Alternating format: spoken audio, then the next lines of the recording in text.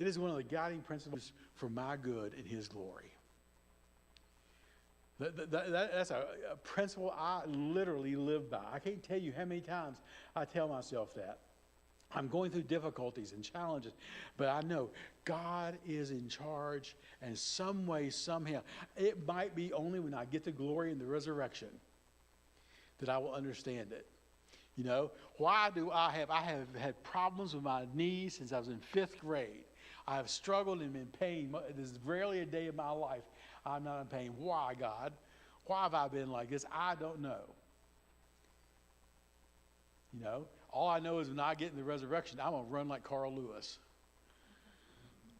And I plan on singing like Pavarotti. But that's going to come in the resurrection. I don't understand why things happen like they happen in this life. But I know some way, somehow, the sovereign God who's in charge of all things is going to work it out for my good, ultimately, one day, in his glory. Expand this a little bit further. There's an interesting verse found in Matthew chapter 10, verse 29, if you want to read that. It says that I've gotten to the age now where I'm backwards than most people. I have to take my glasses off to read. Jesus is encouraging his disciples. He's getting ready to send out the 12 to do ministry for him. He's encouraging them, but he is going to be with them. He's going to take care of them, provide for them. And in verse 29 of Matthew chapter 10, he says, "Are not 2 sparrows sold for a penny? Yet not one of them will fall to the ground apart from the will of your Father." This is the NIV I'm reading here. A sparrow, just the little teeny sparrow, is not going to your Father. Some translations say the knowledge of your Father, or the presence of your Father. Literally in Greek, it simply says, will not fall to the ground without the Father. He is going to be there.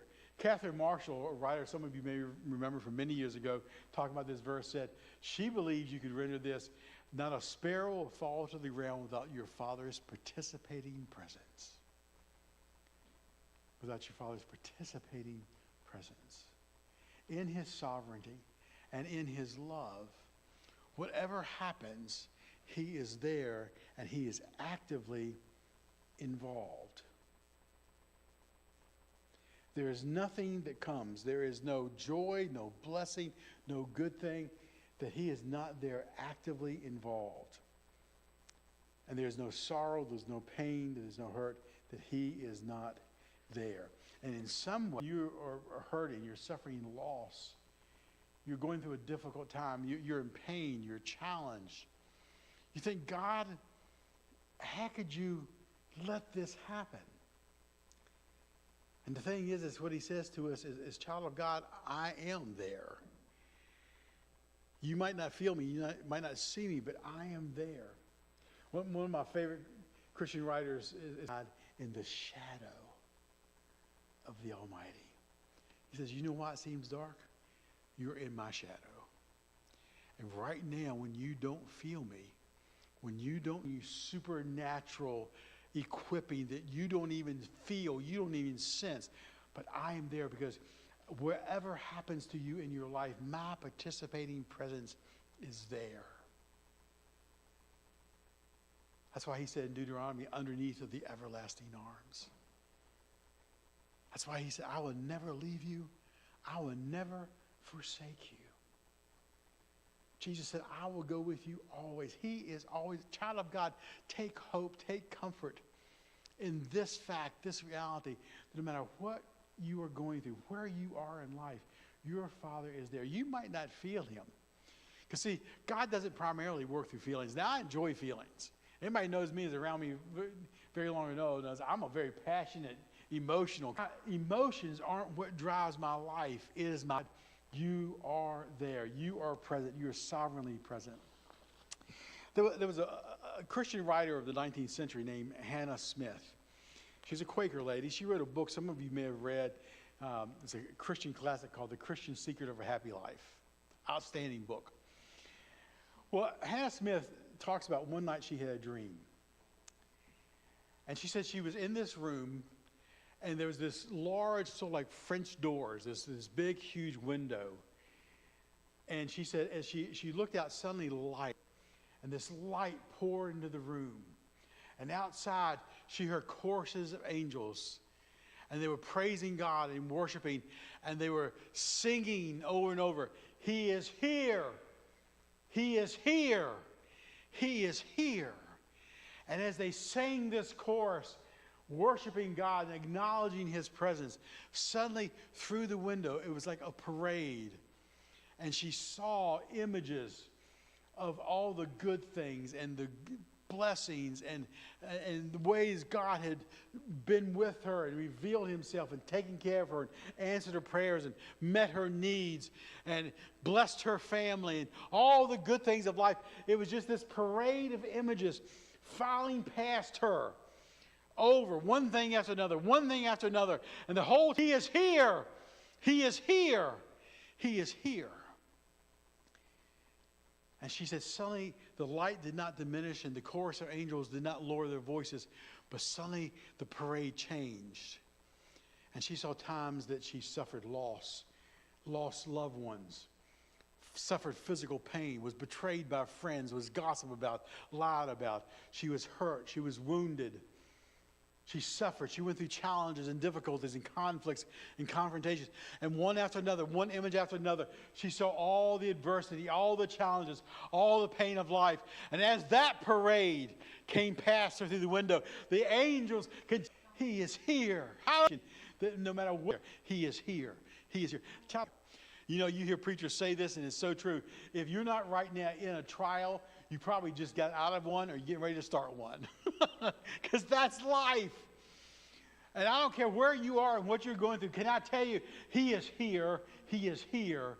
He is me. Indulge me in my foolishness right now.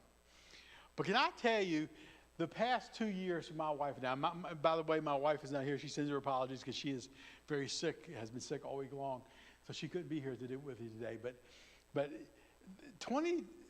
I'm just going to show you, because I want you to know, I'm not talking, this is not theory I'm talking. This is not some theological, philosophical, up here discussion, ivory tower kind of dialogue. This is where we've been living for 2 years. COVID, very severe. My doctor wanted me to go, it got scary. The doctor told me, I was wondering if you were going to pull through. And Sue was sick at the same time. And we went through this. And then after that, it took me, I didn't even attend church for 6 weeks. And then I just barely made it. And I don't get foggy thinking. We got sick. Our immune systems were low. For the next 6 to 9 months, we had one thing after another. And then after about 6 months, we had a loss in the family. Sue's middle sister, she has 4 siblings. Her sister just after her, Rebecca, her husband died. And then just 2 months later, Rebecca herself died after a long illness. Then just after that, Sue, her left leg. And we went to the doctor, and she was diagnosed with a staph infection, very severe cellulitis. And she literally had blisters, some of them disc rounds of layers to put compression in, try to bring healing. And she, after Sue got through the cellulitis and it healed up finally, our nurse friends told her, said, Sue, I will tell you, I didn't tell you this when you're going through it, but I've seen people lose a limb from cellulitis that severe, and I've actually seen some people die. It's that bad. Much of her body. And she went to a dermatologist for that. Compression pump she has to wear an hour, twice a day, and she will for the rest of her life, and has to wear these wraps. So we went through hole in my head gasket and had to have the head gasket replaced. I had to do that, and the car has been in and out of the shop repeatedly for the past year. And then, last fall, our landlady, we lived in the same house for 70 years, told us, I want to move in that house myself. You've got 6 months to get out. And if you know anything, we were living in Crozet. If you know anything about finding housing in Crozet, it's not, Albemarle County is not easy. Crozet is horrible. And we looked and we looked and looked, and we had to be out. She set a firm deadline, which was the end of March, March 31st, Easter Sunday, by the way. She said, I'm moving my furniture in on the 1st, so you have to be out by the March 31st. And got down to the last week, and we still hadn't found a house. And God literally, I don't have time to go into the whole story, but worked a miracle. On Friday, before we had to be out on Sunday, we found a house, signed a lease and everything else in one day. And so we went through the loss of going through that with her. And then we started having some to deal with, and our resources dropped during everything going on in the